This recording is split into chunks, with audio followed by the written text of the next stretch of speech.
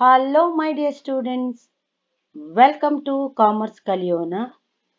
ಇಂದು ನಾನು second PUC accountancy chapter wise series ಆರಂಭ ಮಾಡಿದ್ದೇನೆ.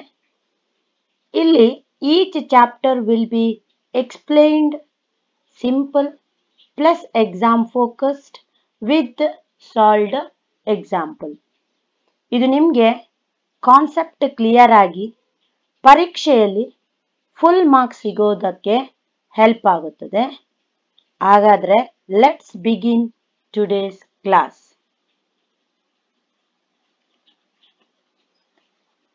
What we will learn in this video. First, meaning of partnership, features of partnership, partnership deed and contents, maintenance of capital accounts of partners. ಈ 4 concept ಇಂದ ನಿಮಗೆ ಜಾಸ್ತಿಯಾಗಿ ಕೇಳುವಂತ questions ಅನ್ನು ನಾನು ಇವತ್ತಿನ ವಿಡಿಯೋದಲ್ಲಿ ಮಾಡ್ತಾ ಇದ್ದೇನೆ. ಇದು ಯಾವುದೇ ಕ್ವಶನ್ ಪೇಪರ್ ನೀವು ನೋಡಿದ್ರೂ ಕೂಡ ಈ 4 ಕಾನ್ಸೆಪ್ಟ್ ಅಲ್ಲಿ ಅಟ್ಲೀಸ್ಟ್ ಒಂದು 3 ಕಾನ್ಸೆಪ್ಟ್ಗೆ ನಿಮಗೆ ಕ್ವಶನ್ಸ್ ಬಂದೇ ಬರ್ತದೆ. ಸೊ ಅದಕ್ಕೋಸ್ಕರ ಫಸ್ಟ್ 4 ಇಂಪಾರ್ಟೆಂಟ್ ಕಾನ್ಸೆಪ್ಟ್ ಆದಂತ meaning of partnership, features of partnership, partnership deed and contents, last one is maintenance of capital accounts of partners. ನಾವು first we will see meaning of partnership. Partnership ಅಂತ ಹೇಳಿದ್ರೆ ಏನು? ನಮ್ಮ definition ಏನ್ ಹೇಳ್ತದೆ ಅಂತ ಹೇಳಿದ್ರೆ, partnership definition says that relation between person who have agreed to share the profit of a business carried on by all or any of them acting for all ಅಂತ. ಅಂದ್ರೆ ಏನು? ಈ ಡೆಫಿನೇಷನ್ ಅನ್ನು ಕಲಿಲೇಬೇಕು ಮಕ್ಕಳೇ. ಯಾಕೆಂತ ಹೇಳಿದ್ರೆ ಇದು 2 ಮಾರ್ಕ್ಸಿಗೆ ಡೆಫಿನೆಟ್ ಆಗಿ ಪಕ್ಕ ಬರುವಂತ ಒಂದು ಕ್ವಶನ್ ಆಗಿರುವಂತದ್ದು. ಸೊ ಪಾರ್ಟ್ನರ್ಶಿಪ್ ಡಿಫೈನ್ಡ್ ಏನ್ ಡೆಫಿನೇಷನ್ ಹೇಳ್ತದೆ ಅಂತ ಹೇಳಿದ್ರೆ, relationship between person, minimum is 2 person. ನಿಮಗೆಲ್ಲ ಗೊತ್ತಿದೆ, ರಿಲೇಶನ್ಶಿಪ್ ಬಿಟ್ವೀನ್ 2 ಪರ್ಸನ್ ಆಗಿರ್ಬೋದು ಅಥವಾ ಮ್ಯಾಕ್ಸಿಮಮ್ ಮೆಂಬರ್ಸ್ ಕೂಡ ಆಗಿರ್ಬೋದು. Who have agreed to share the profit of a business. ಅಂದ್ರೆ ಅವರು ಬಿಸ್ನೆಸ್ ಮಾಡುವಾಗ ಪಾರ್ಟ್ನರ್ಶಿಪ್ ಅಗ್ರಿಮೆಂಟ್ ಮಾಡ್ಕೊಂಡೇ ಅವ್ರೇನ್ ಮಾಡ್ತಾರೆ, ಬಿಸ್ನೆಸ್ ಮಾಡ್ತಾರೆ ಅಲ್ವಾ? ಪಾರ್ಟ್ನರ್ಶಿಪ್ ಆಕ್ಟ್ ನ ಪ್ರಕಾರವೇ ಅವ್ರೇನ್ ಮಾಡುವಂತದ್ದು, they are running their activities. In that period they are getting some profit ಅಲ್ವಾ? ಆ ಪ್ರಾಫಿಟ್ ಅನ್ನು ಯಾವ ರೀತಿ ಅವರು ಶೇರ್ ಮಾಡ್ಕೊಳ್ತಾರೆ ಅದನ್ನು they are mentioning in their partnership agreement ಅಲ್ಲಿ ಅಲ್ವಾ?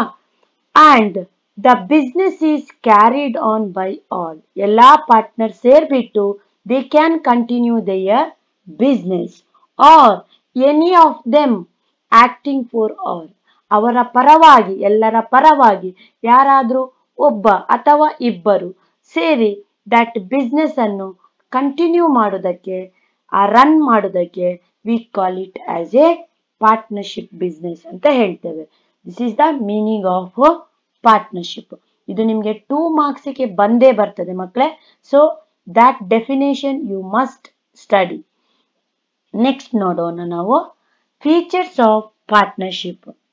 The most important and most easy features ಅನ್ನು ನಾನು ನಿಮ್ಗೆ ತಕೊಂಡು ಬಂದೇನೆ.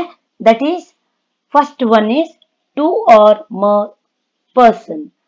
ಅಂದ್ರೆ ಏನು?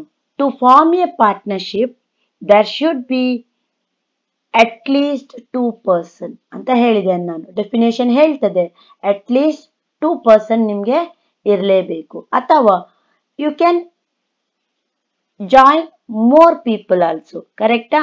ಸೊ ಫಸ್ಟ್ ಫೀಚರ್ಸ್ ಏನ್ ಹೇಳ್ತದೆ, 2 or more person. It means to form a partnership there should be at least 2 persons. Next, second one ಏನು? Agreement. What do you mean by agreement? Agreement means contract ಅಲ್ವಾ. So partnership is created by an agreement. ಏನಾಗ್ತದೆ, agreement ಮಾಡಿಬಿಟ್ಟೆ they should start the business. Next third, that is business. What you mean by business? Business ಅಂತ ಹೇಳಿದ್ರೆ the agreement should be carry on some legal business. ನಾವು ಮಾಡುವಂತ ಯಾವುದೇ business ಆಗಿರ್ಬೋದು, that should be in legally. Clear? Next sharing profits. Sharing profits ಅಂತ ಹೇಳಿದ್ರೆ the agreement must be share profit and loss of a business. ಅಂದ್ರೆ the agreement must be share profit as well as loss of a business. ಇದರಲ್ಲಿ at least 2 points ಅನ್ನು ನೀವೇನ್ ಮಾಡಬೇಕು, study ಮಾಡಬೇಕು ಮಕ್ಕಳ. Because this is the 2 marks ಕ್ವಶನ್ಗೆ ಬರುವಂತ question ಆಗಿರ್ತದೆ. ನೆಕ್ಸ್ಟ್ ನಾವು ನೋಡೋಣ, ದಟ್ ಈಸ್ ಪಾರ್ಟ್ನರ್ಶಿಪ್ ಡೀಡ್ ಅಂದ್ರೆ ಏನು and what are the contents of partnership deed. ನಾವು ಪಾರ್ಟ್ನರ್ಶಿಪ್ ಡೀಡ್ ಅಂತ ಹೇಳಿದ್ರೆ the document which contains the terms of partnership agreements is called partnership deed ಅಂತ ಹೇಳ್ತೇವೆ. ಅಂದ್ರೆ ಯಾವತ್ತು ಅಗ್ರಿಮೆಂಟ್ ಹೇಗಿರಬೇಕು, it should be duly stamped as per the provision of the stamp act ಅಲ್ವಾ, and signed by the all the partners. This document which contains these are the terms of partnership agreement. ಏನೆಲ್ಲ content include ಆಗಿರ್ತದೆ? First one is name and address of the firm. ಕಂಪನಿಯ ಹೆಸರು ಮತ್ತು ಕಂಪನಿಯ address ಅನ್ನು mention ಮಾಡಬೇಕು. ಇಲ್ಲಿ ತುಂಬಾ ಉಂಟು, ಬಟ್ ನಿಮ್ಮ ಎಕ್ಸಾಮ್ ಪಾಯಿಂಟ್ ಆಫ್ ವ್ಯೂ ನಿಮಗೆ ಈಸಿಯಾಗಿ ನೆನ್ಪಿಟ್ಕೊಳ್ಳಿಕ್ಕೋಸ್ಕರ ಕೆಲವು ಪಾಯಿಂಟ್ಸ್ ಗಳನ್ನು ತಂದಿದ್ದೇನೆ. Second, name and address of all the partners. ನಿಮ್ಮ ಪಾರ್ಟ್ನರ್ಶಿಪ್ ಅಗ್ರಿಮೆಂಟ್ ಅಲ್ಲಿ ಇರುವಂತ ಎಲ್ಲಾ ಪಾರ್ಟ್ನರ್ಸ್ ನ name as well as address ಅನ್ನು ಕೂಡ ನೀವೇನ್ ಮಾಡಬೇಕು, ಮೆನ್ಷನ್ ಮಾಡಬೇಕು. Next third point, profit and loss sharing ratio. ಯಾವ ಬೇಸಿಸ್ ಅಲ್ಲಿ ನೀವು ಪ್ರಾಫಿಟ್ ಶೇರಿಂಗ್ ರೇಷಿಯೋವನ್ನು ಶೇರ್ ಮಾಡ್ಕೊಳ್ತೀರಿ? 1:1, 2:1, 3:1. ಯಾವ ಮೆಥಡ್ ಅನ್ನು ನೀವು ಯೂಸ್ ಮಾಡ್ಕೊಂಡಿದ್ದೀರಿ, ಯಾವ ರೇಷಿಯೋವನ್ನು ಮೆನ್ಷನ್ ಮಾಡಿದಿರಿ, ಅದೇ ರೇಷಿಯೋವನ್ನು ನೀವು ಅಗ್ರಿಮೆಂಟ್ ಅಲ್ಲಿ ನೀವೇನ್ ಮಾಡಬೇಕು, ಮೆನ್ಷನ್ ಮಾಡಬೇಕು. Next fourth one, salaries, commissions etcetera if payable to any partner. ಯಾವುದಾದ್ರೂ ಒಂದು ಪಾರ್ಟ್ನರ್ಗೆ ನೀವು ಸ್ಯಾಲರಿ ಬೇಸಿಸ್ ಅಲ್ಲಿ ಮಾಡೋದಂತಾದ್ರೆ ಎಷ್ಟು ಸ್ಯಾಲರಿಯನ್ನು ಕೊಡ್ತೀರಿ ಅದನ್ನು ಮೆನ್ಷನ್ ಮಾಡಬೇಕು. ಅಥವಾ ಅವನು ಕಮಿಷನ್ ಬೇಸಿಸ್ ಅಲ್ಲಿ work ಮಾಡೋದಂತಾದ್ರೆ that also you should mention in your agreement. And last one is settlement of accounts on dissolution of the firm. ನೀವು ಕಂಪನಿಯನ್ನು ಕ್ಲೋಸ್ ಮಾಡ್ತೀರಿ ಅಂತ ನೀವು ಇದ್ರೆ ಅದನ್ನು ಕೂಡ ನೀವೇನ್ ಮಾಡಬೇಕು, ಮೆನ್ಷನ್ ಮಾಡಬೇಕು. Settlement of accounts on dissolution of A firm. ಯಾವ ರೀತಿಯಲ್ಲಿ ಕಂಪನಿಯನ್ನು ಕ್ಲೋಸ್ ಮಾಡ್ತೀರಿ, ನಿಮ್ಮಲ್ಲಿ ಕ್ರೆಡಿಟಾರ್ಸ್ ಇರ್ತದೆ, ಲಯಬಿಲಿಟೀಸ್ ಇರ್ತದೆ, ಅಸೆಟ್ ಇರ್ತದೆ ಅಲ್ವಾ. ಇದನ್ನು ಯಾವ ಬೇಸಿಸ್ ಅಲ್ಲಿ ನೀವು ಸೆಟಲ್ಮೆಂಟ್ ಮಾಡ್ತೀರಿ? ಫಸ್ಟ್ ನಾವು ಆಲ್ ದ ಅಸೆಟ್ಸ್ ಅನ್ನು ರಿಯಲೈಸ್ ಮಾಡ್ಕೊಳ್ತೇವೆ, ದೆನ್ ಲಯಬಿಲಿಟೀಸ್ ಅನ್ನು ಪೇಡ್ ಆಫ್ ಮಾಡ್ತೇವೆ, ಉಳಿದ ಅಮೌಂಟ್ ಅನ್ನು ನಾವೇನ್ ಮಾಡ್ತೇವೆ, ವಿ ಆರ್ ಶೇರಿಂಗ್ ಅಲ್ವಾ. that also you should mention in your agreement. Next, most important topic ಆದಂತ ಮೆಥಡ್ಸ್ ಆಫ್ ಏನ್ ಹೇಳ್ತೇವೆ, methods of capital accounts of a partners. ಇಲ್ಲಿ ಮೋಸ್ಟ್ ಇಂಪಾರ್ಟೆಂಟ್ ಮೆಥಡ್ ಅಂತ ಹೇಳಿದ್ರೆ fixed capital method, another one is fluctuating capital method ಅಂತ ಹೇಳ್ತೇವೆ. ನಾವು what you mean by fixed capital method? Fixed capital method ಅಂದ್ರೆ ಏನು? In simple words, under which capital of the partner shall remain fixed. Word ಹೇಳ್ತದೆ fixed capital ಅಂದ್ರೆ ಏನು, ಪಾರ್ಟ್ನರ್ಸ್ನ capital ಇಲ್ಲಿ ಒಂದೇ ರೀತಿಯಾಗಿ ಇರುವಂಥದ್ದು. ಒಬ್ಬ ಪಾರ್ಟ್ನರ್ 1 lakh ಕಾಂಟ್ರಿಬ್ಯೂಷನ್ ಮಾಡಿದ್ರೆ another partner 1 lakh contribution, next partner 1 lakh contribution ಅನ್ನೇ ಮಾಡಬೇಕು.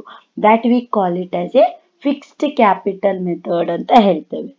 ಹಾಗೆ ಈ ಫಿಕ್ಸ್ಡ್ ಕ್ಯಾಪಿಟಲ್ ಮೆಥಡ್ ಅನ್ನು ಫಾಲೋ ಮಾಡುವಾಗ ವಿ ಆರ್ ಮೇಂಟೈನಿಂಗ್ ಏನು, 2 important accounts, that is capital account as well as current account.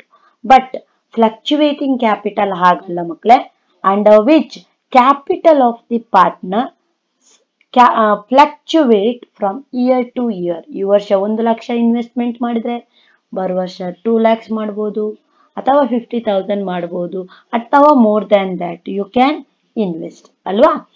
And in that period we are maintaining only one account. That account we call it as a capital account ಅಂತ ಹೇಳ್ಬೋದು.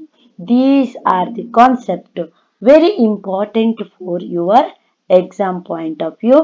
So ಯಾವುದೇ ವಿಡಿಯೋವನ್ನು ನೀವು ಏನು ಮಾಡಬೇಡಿ, skip ಮಾಡಬೇಡಿ. ಯಾಕೆ ಅಂತ ಹೇಳಿದ್ರೆ this is very important for your exam point of view. Thank you for watching.